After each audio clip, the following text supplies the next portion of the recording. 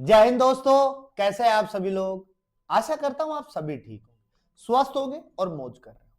मैं अंकित एक बार फिर से आपके अपने YouTube चैनल वासुदेवा एजुकेशन में आपका स्वागत करता हूं। एक बार फिर से हम सेमेस्टर फर्स्ट की बात करते हैं, जहां हमारा टॉपिक चल रहा था ओबेलिया। ओबेलिया की मॉर्फोलॉजी हमने पढ़ ली है, नहीं देखे हो आप लोग तो एक बार देख लेना, डिस्क्रिप्शन में लिंक डाल देंगे। और अगर कोई नया बच्चा है तो चैनल को सब्सक्राइब करना, बेल आइकन को दबाना, जिससे वीडियो का नोटिफिकेशन जल्द से जल्द आ जाए। आज हम बात करेंगे ओबेलिया के जीवन चक्र की, ओबेलिया में जनन की बात करेंगे, रिप्रोडक्शन इन ओबेलिया की बात करेंगे। अब ओबेलिया में जनन दो प्रकार का, लैंगिक और अलैंगिक, क्योंकि दो स्टेज है, पोलिप और मेडुसा। मेडुसा में कौन सा लैंगिक, पोलिप में कौन सा अलैंगिक। बातें हो चुकी है ये सारी, और हम पर्टिकुलरली किसकी बात करेंगे, लैंगिक जनन की, सेक्सुअल रिप्रोडक्शन की हम बात करेंगे। तो हम डायरेक्ट स्क्रीन के ऊपर चलते हैं, जहां हमारा हेडिंग लगी हुई है आज की, ओबेलिया में जनन, रिप्रोडक्शन इन ओबेलिया। ये जो रिप्रोडक्शन इन ओबेलिया में हम बात कर रहे हैं, तो यहां हम पर्टिकुलरली एक ही रिप्रोडक्शन की बात करेंगे। वो रिप्रोडक्शन कौन सा होगा अपने पास में, सेक्सुअल रिप्रोडक्शन इन ओबेलिया। अब देखो, ओबेलिया में सेक्सुअल रिप्रोडक्शन कौन से फेज में होगा या कौन सी स्टेज में होगा, तो याद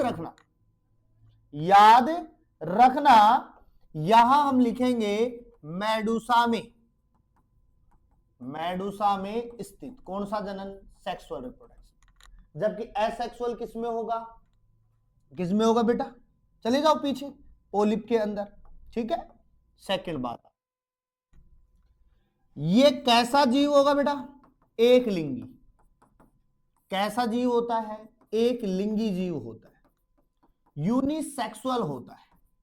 अब जो यूनिसेक्सुअल है ना बेटा, तो याद रखना नर व मादा अलग अलग होते हैं। कैसे होंगे बेटा, नर व मादा अलग अलग होंगे, पहली बात। सेकंड अगर मैं यहां बात करूं बेटा, तो अगर नर है मेरे पास में, दूसरा कौन है मेरे पास में, मादा है, दूसरा कौन है मेरे पास में, मादा।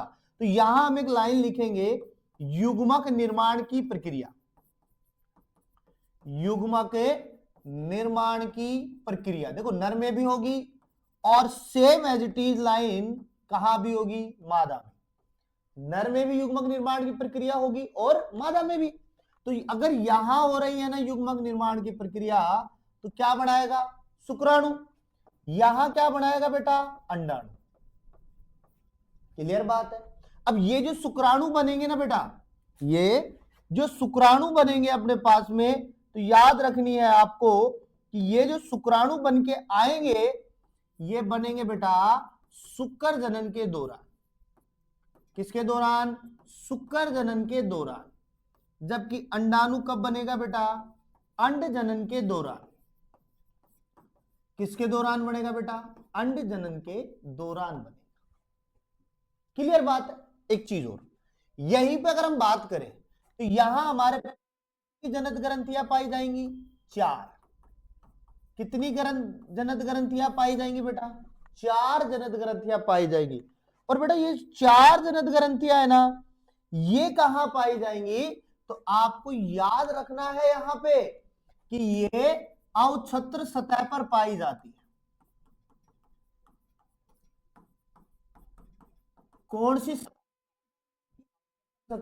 कहां पाई जाएगी अवछत्र सतह, अंदर की ओर पाई जाएगी। कहां, अंदर की ओर। और इन्हीं जनन ग्रंथियों पर क्या पाई जाती है, लिंग ग्रंथियां पाई जाती है। अब ये लिंग ग्रंथियां बोल दो या लिंग कोशिकाएं बोल दो, क्योंकि हार्मोन से। और या ये भी लिख सकते हैं कि एक्टोडर्म व एंडोडर्म के बीच में क्या है, लिंग ग्रंथि। ये तो बात हो गई मेडुसा में सेक्सुअल रिप्रोडक्शन की। युग्मक बन गए अपने पास में, शुक्राणु बन चुका है, अंडाणु बन चुका, अब इनको हमें भेजना है। समझ रहे हो बात को, कि शुक्राणु को मादा की योनि तक कैसे भेजे, या मादा में कैसे भेजे। यहां योनि का तो नाम है ही नहीं, तो हम क्या करेंगे, सेकंड पेज पे चलते हैं और यहां हम लिखेंगे जीवन चक्र। हेडिंग के तौर पे क्या लिखेंगे बेटा, जीवन चक्र लिखेंगे। और जब जीवन चक्र लिख रहे हैं तो याद रखना यहां हमें करना है फर्टिलाइजेशन। क्या करना है बेटा, फर्टिलाइजेशन। अब जब फर्टिलाइजेशन की बात हो ना तो फर्टिलाइजेशन दो होते हैं, एक होगा एक्सटर्नल यानी बाह्य निषेचन और एक होगा बेटा इंटरनल। और यहां पर यानी ओबेलिया में एक्सटर्नल भी पाया जाएगा, इंटरनल भी पाया जाता है, दोनों पाए जाएंगे बेटा, दोनों पाए जाएंगे। अब जब एक्सटर्नल हो गया इंटरनल हो गया तो ज्यादा कौन सा पाया जाएगा, तो या ज्यादा आंतरिक निषेचन पाया जाता है, जबकि बाह्य निषेचन बहुत कम होता है। हम ये कह सकते हैं कि बाहर अंडाणु आ जाए, बाहर क्या आ जाए, शुक्राणु। देखो एक्सटर्नल में होगा तो याद रखना बाहर तो क्या आ रहा है, अंडाणु, बाहर क्या आ रहा है, अंडाणु, दोनों मिलकर के क्या बना रहे हैं, जायगोट। क्लियर बात है। लेकिन आंतरिक में अंडा वही रहेगा, आंतरिक में अंडा वही रहेगा, जबकि जाना किसको है, शुक्राणु को। किसको जाना है, शुक्राणु को जाना है। तो हम क्या लिखेंगे बेटा कि शुक्राणु अंडाणु तक जाएगा। किसके माध्यम से जाएगा बेटा, संचरण तंत्र के माध्यम से, परिसंचरण तंत्र के माध्यम से शुक्राणु अंदर प्रवेश करता है।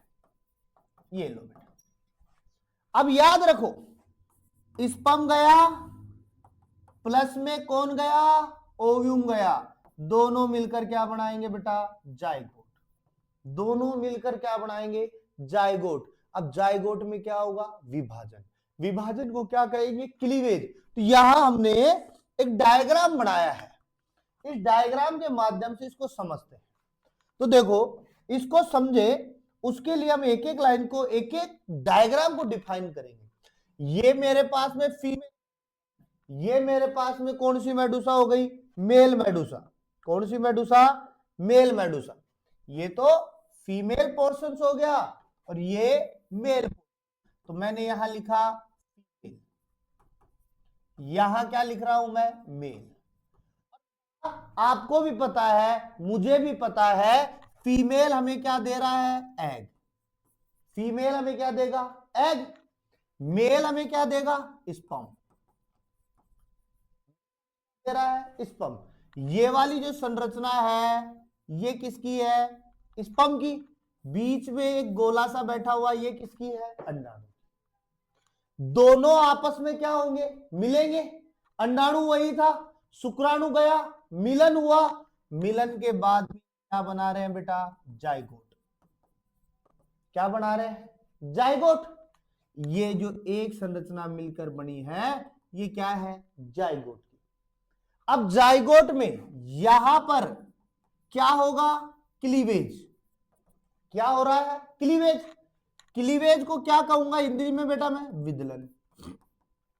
विभाजन होगा, माइटोसिस के दौरान होगा या माइटोसिस के जैसा होगा।